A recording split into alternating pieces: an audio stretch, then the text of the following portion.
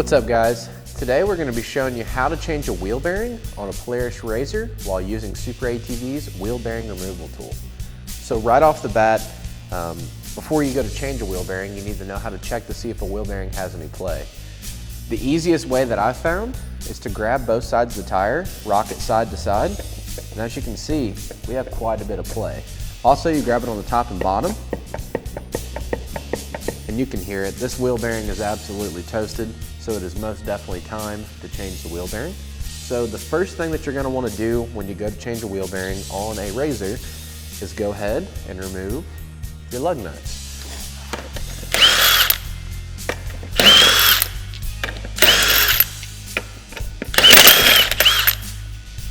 Remove our lug nuts. Remove our wheel and tire here.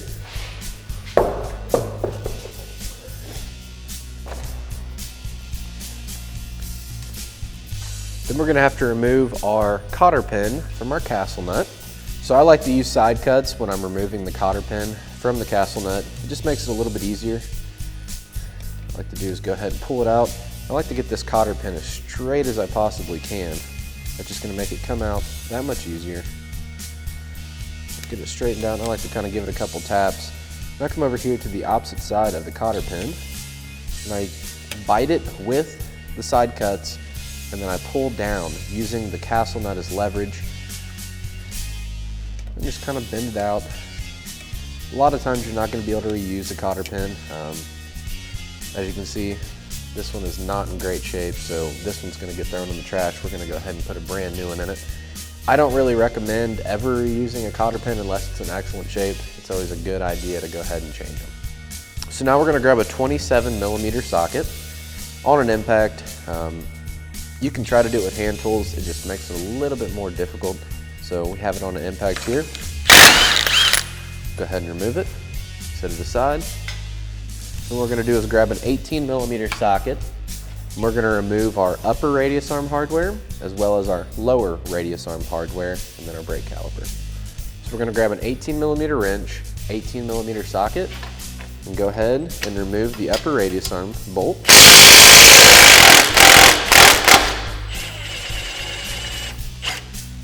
So remove the nut, set it aside, then just grab a hold of the rotor, pick up, pull your bolt out. Now your radius arm is going to be free from your knuckle. I like to go ahead and put my nut back on the same bolt that it came off of. That way you know exactly where it goes. Come down here to the lower radius arm, put a wrench on the head of the bolt. Then remove our nut. Same thing. Just relieve some pressure off the bolt. That way it comes right out.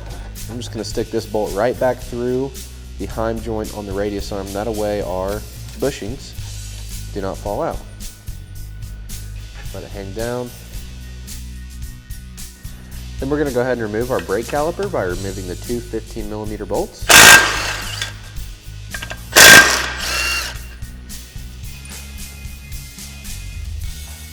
Grab the brake caliper, slide it off of the rotor, and we're just going to flip it down and out of the way. It is a braided steel line, so it's totally acceptable for this line to hang like that.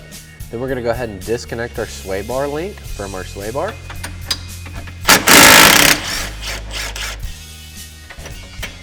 Pull the hardware out, set it aside. What that's going to do, once you pull it straight back, like so, that's going to allow us to pull our trailing arm out now to where our axle will come out. So now what we're going to do is pull our trailing arm out, push our axle through, set our axle up on top of our trailing arm, just like so. You don't ever want to let your axle hang. Letting it sit like this is acceptable. Another issue you can run into is this is the hub. On the RZR, the hub is a part of the rotor. It's all affixed together. Sometimes the hub will get seized up inside of the bearing, especially if you have a worn out bearing. As you can see, we have quite a bit of play here. So what I typically like to do whenever this happens is take a socket and go from the inside of the bearing and tap straight out so the hub slides out of the bearing. A lot of times when you do this, it's going to take the inner race off which is completely fine. We're gonna be changing the bearing anyway. So I'm gonna grab a socket and show you what you have to do. So I'm just using the same 27mm socket that we used to remove our castle nut off of our axle. We're gonna get it right in the center and then just tap. And then obviously while you're tapping, you wanna be sure that you don't knock this onto the floor, knock a lug stud out, or hit yourself in the foot. What I like to do is just go ahead and get it started to where I know it's moving, and then just lightly tap.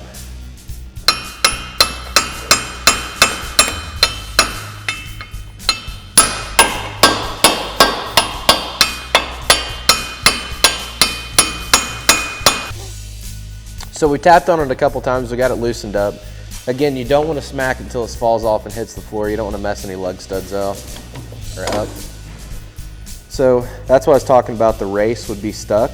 A lot of times you can get a big pair of channel locks and pull this off. If not, what you're gonna have to do, you don't want to damage the surface here. This is where it was seized up. Once that bearing heats up, a lot of times it gets stuck there, and obviously that's what happened in this case. In a worst case scenario, you can come through and lightly cut on this on a couple different sides and kind of break it off of there. But we're gonna take it over here, put it in the vise, see if we can't get a big pair of channel locks and try to wiggle this off of this surface. If not, like I said, you may have to cut it off. So as you can see, we're not vicing it on the studs, we're just vicing it on the actual hub surface itself. And it's not even tight. It's literally just half a turn, just enough to hold it in place for us. So first thing I like to try is to get a pair of vice grips or something, channel locks, grab a hold of it, try to pull it off. Like I said, that sometimes it works, sometimes it doesn't. In a worst case scenario, you may need a new hub. You know, if it has a bunch of miles on it, once this race gets stuck on there, it absolutely turns into a little bit of a pain to get it off there. It has to come straight off. We're gonna take these channel locks, try it real quick here and see if we can get it.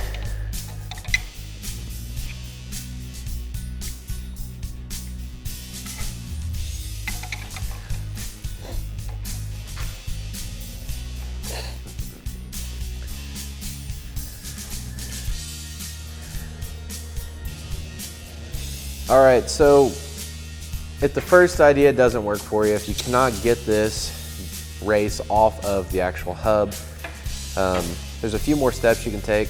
The next one, it's a little bit safer than the last one, is to use some MAP gas.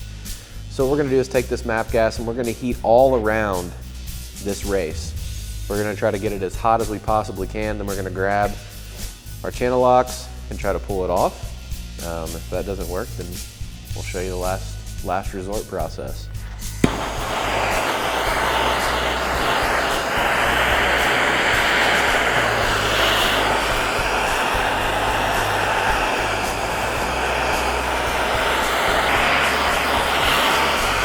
All right, we'll see if that's hot enough. You want to be quick, you don't want to let it cool.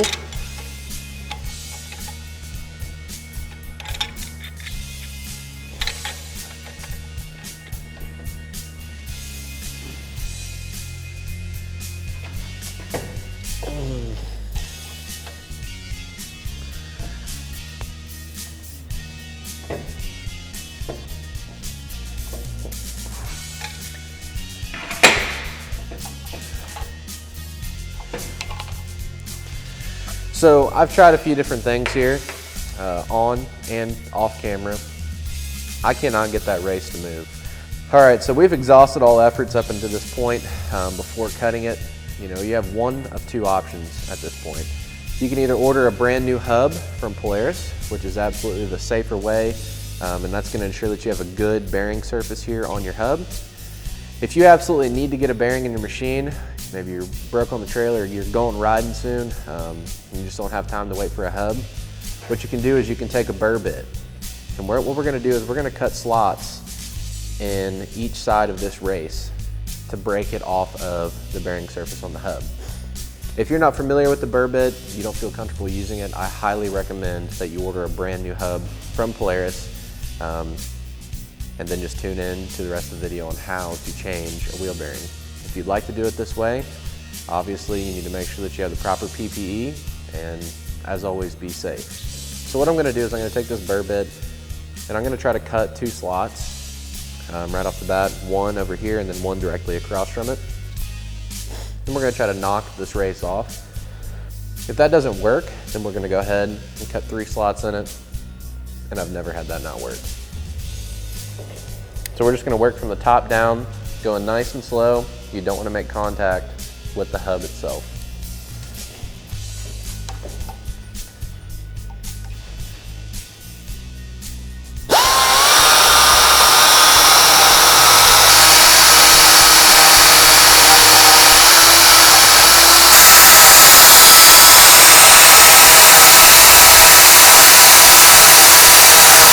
All right, so we obviously haven't cut all the way through yet.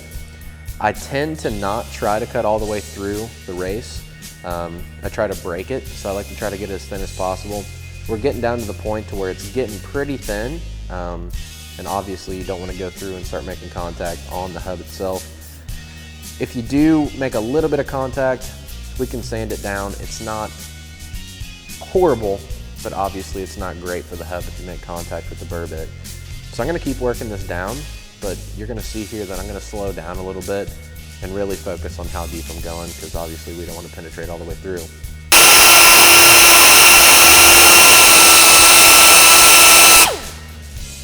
So as you can see, we got her pretty close here. It's pretty tight. It's almost getting down to where it's gonna be making contact. Again, if you do make contact, it's not the end of the world. It's not great for it. You can sand it down, but if you're having to do this, I'd say the hub's probably getting to the point to where it needs changed. Again, this is a worst case scenario. If you absolutely had to change this bearing, this is what you're gonna do. Also, I like to cut at an angle. That way I can get a punch in there and try to break it whenever we get the other side cut. So now we're gonna flip it.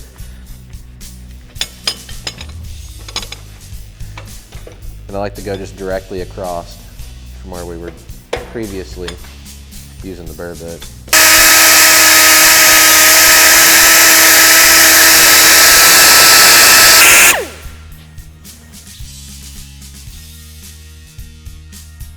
All right, so now we're gonna take a chisel or a punch of some sort and try to smack this race and try to break it.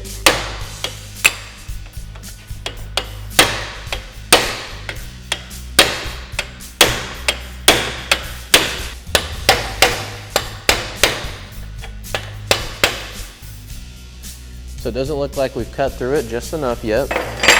We did move it, which is always a good sign, especially when you've seen earlier it was froze up pretty tight. It wasn't wanting to move at all. So now we're gonna have to keep burr bitting, working it down until we can get it broke.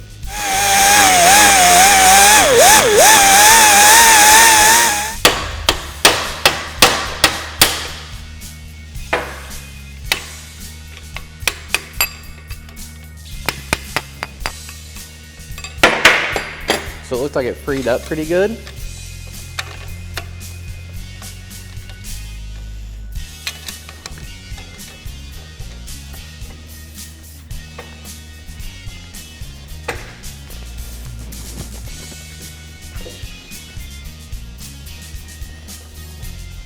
See if we can't spin it off.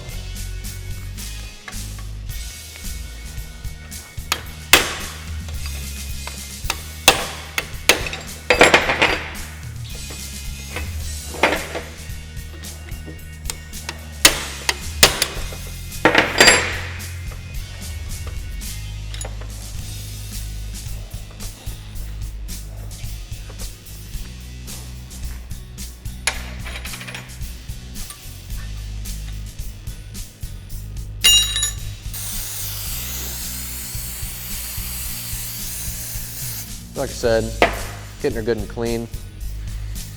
It's very important for the longevity of the bearing. All right, so now we're gonna go ahead and clean around the wheel bearing itself. Just take a rag, wipe it out. Usually if it's time to change a bearing, you're gonna have a bunch of gunk in here, and that's what caused the bearing to fail. Sand, water, dirt, debris, anything that can get in that bearing is going to prematurely destroy it. So wiping it out real good till we can see the snap rings exposed. So as you can see, you have your snap ring here and here. What we're gonna do is take our snap ring pliers,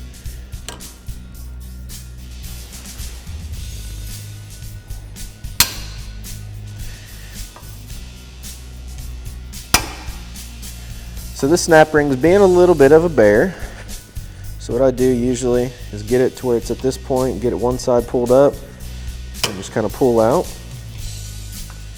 Just go through and just try to work this snap ring out all the way around. You just don't want to bend the snap ring up too much. Once you get one side of it out, typically what you can do is take your screwdriver, pinch it together again, and just keep working it around until all the tension's off of it, then you can peel it out of there.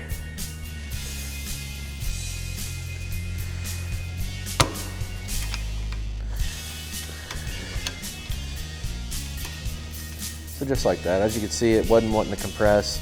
You know, whatever happened when it was installed, maybe it wasn't all the way in. There's multiple things. The only thing that really matters is that you get the snap ring out without damaging it. All right, so now we're gonna grab our wheel bearing removal tool out of our kit. You're gonna find a O-ring inside of there. You wanna put that on the smaller side of this piece right here. So as you can see, we have it on there just like that. This is what's gonna be going on the inside up against the back side of the bearing. So we'll set that aside for a moment. You're also gonna have two big washers and two nuts. This piece right here is gonna go up against the knuckle. This piece right here is cut to where it slides into this piece just like this. So this would be slid up against here, just like so. And that's what you're actually gonna pull your bearing into. So what I like to do is take this piece, go ahead and get it slid into the back side, just like this. So once we have this piece slid into the inner race of the bearing, just like so, we're gonna take our piece with our all thread. As you can see, we have one of our big washers, one of our nuts started. This piece all fits together. It'll slide through, just like this. And then on the other side, we're gonna go ahead and take our big flat washer, slide it on, and then run our nut all the way up.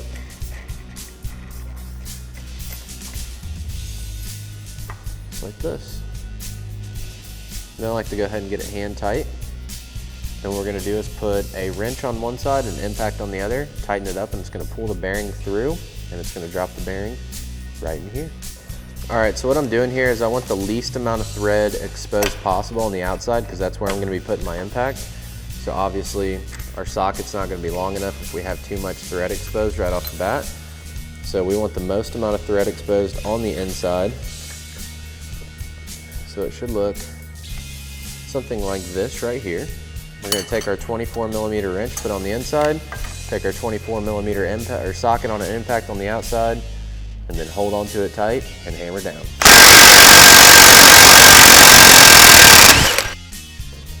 All right, so once you feel the pressure relief and you have the bearing pushed out, what you're gonna do is take the nut off the backside.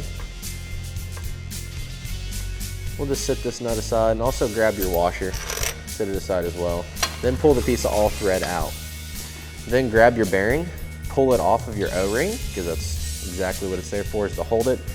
And there, as you can see, we have an old, nasty, crusty bearing that was in our knuckle. So we're gonna go ahead and discard this bearing. We'll just toss it in the trash.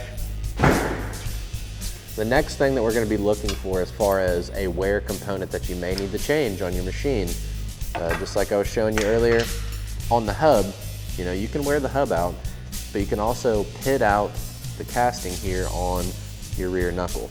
So what I like to do is just go ahead and wipe it all down really good. Get it good and clean. I'll probably grab some brake clean here in just a second. Wipe this all out. But what we're looking for is any deep marks or gouging or anything like that of the surface. This one has a little bit, I would say that we're good to go to press a bearing into it, but I'd say the next time we got to change a wheel bearing, we're probably going to have to put a rear knuckle as well as a rear hub on this machine. Like I said, it has a lot of miles on it. It's a 2018 model machine. It's been rode hard, and it's just what happens. All right, so now we have a brand new SuperATV bearing. You can pick these up off the website. The part number for this is going to be a WB-002. That's going to fit the rear and the front of your Polaris RZR XP1000 and XP Turbo. So what we're going to do is slide this bearing in. You want to make sure that you get it in straight. You can kind of wiggle it around, and you'll feel when it starts to go in straight. And you just want to look at it.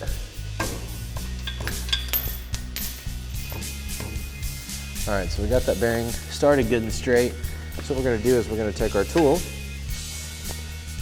flip our O-ring around to the opposite side, get it slid in just like this. The process is going to be exactly the same, just in the opposite format. So we're going to grab our tool,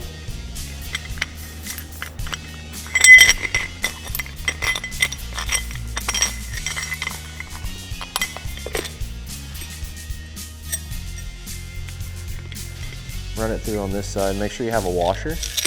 Again, run your nut all the way out to where it just has a couple threads. That way you can get your impact on it nice and easy. We'll slide this all the way through, just like so. And we're gonna come onto the back side and install this just like this. We're gonna slide this inside of the knuckle, just like so. We'll take this piece, slide it onto our all thread, make sure it centers up onto that piece, and then put our nut on. And then again, just run your nut down until it's hand tight.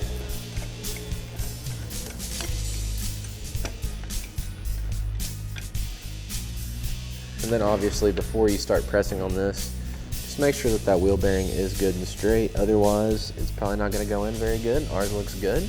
So we're going to go ahead and get our impact and our sock and our wrench and send her on in there.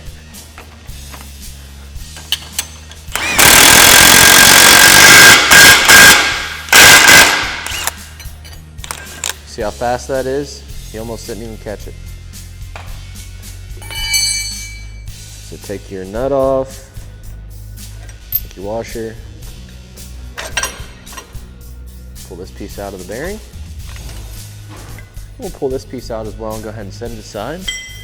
Then we're going to be ready to grab our snap ring pliers and go ahead and reinstall our snap ring. So I like to get it kind of started on one side just like that. And we just grab our snap ring, squeeze it together, pop it in there.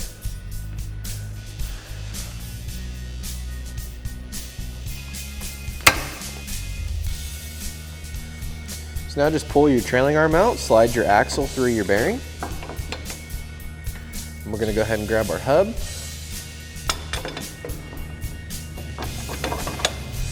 Get it slid into place. Take our washer that goes behind our castle nut. Start the castle nut on.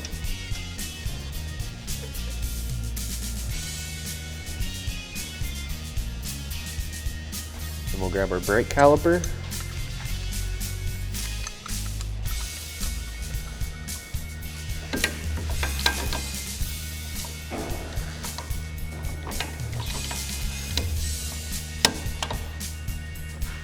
Grab our hardware for our brake caliper.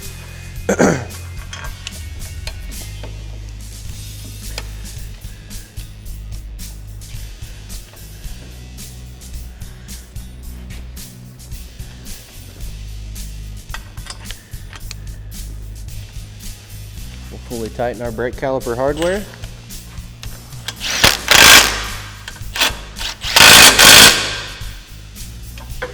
Get our upper radius arm slid back into position. Grab our upper radius arm bolt.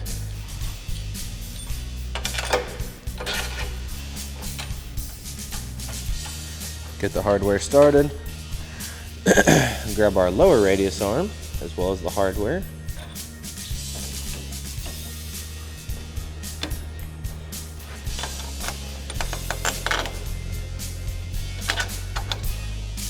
Put the nut on.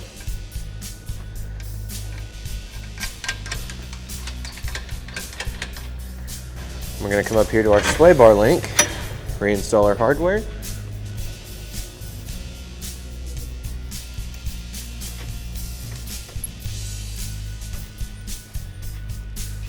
Go ahead and fully tighten your sway bar link.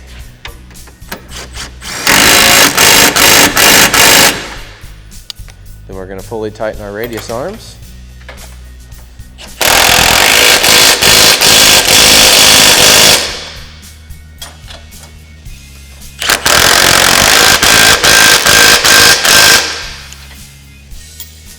Then we're going to grab our 27mm socket and go ahead and fully tighten our castle nut. We actually tightened it up perfectly to where it lined up with our cotter keyhole, which again, we are putting a brand new cotter pin in. I just like to do this, just bend it up out of the way, fold it down over top the castle nut. Double check all your hardware, everything that you previously removed. Everything looks good and tight. We're gonna grab our wheel and tire.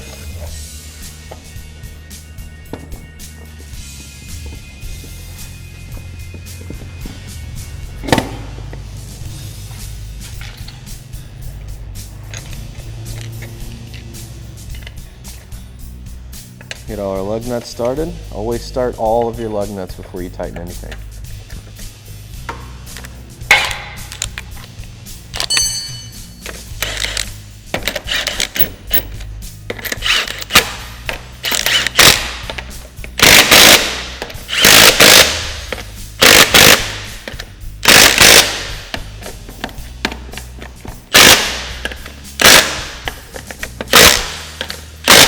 And then I always run my lug nuts in with an impact, but before this machine will leave my shop today, I'll go back with a ratchet and double check everything to make sure everything's good and tight.